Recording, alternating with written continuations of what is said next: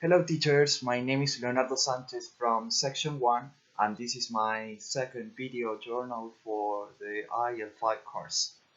At the beginning of this unit, that is Neurolinguistics, I honestly never thought it would be useful in my training as a teacher. What I mean is that sometimes, maybe due to our humanistic training during this time in college, I conceive learning only at abstract levels, without taking into account that this process takes place in the brain. After understanding this, it was clear how this approach worked in learning a second language. In our case, the teaching of English as a foreign language entails a complex process of neural connections that develops only through the use of language, sorry. This is essential to understand why neurolinguistics is a contribution in our professional training, in addition to being a tool to successfully perform as teachers of a foreign language.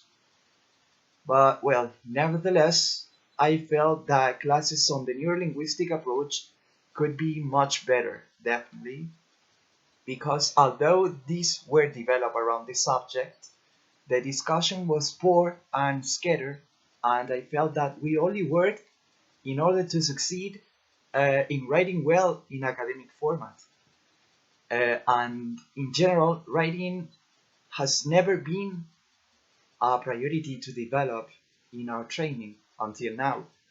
Because of this, teachers wanted to help us in this weak point, but I think they only created confusion in defining what was really the purpose of the unit itself. As a student, I suggest contextualizing teaching according to how our classes are developed. I still wonder why the task was focused on writing academically and successfully if we have never spent enough time taking a grammar book and not deeper into its content. But, well, I think we can discuss and reflect on this another time. I hope. And well, regarding my feedback session, it was helpful to realize that I'm not working properly in resolving my mistakes. I also continue making mistakes regarding the way I present the information, and my homeroom teacher gave me tips to work on it. Here's some advices. Sorry. She told me write content with emphasis on content, control practice, and free production. I think it's really important because I was doing the opposite. So it was really helpful for me. You can improve writing. You can't improve writing if you don't write. It was a comment, and I think it's very true. But I can do it just with the help of books. We must work it out in class together properly.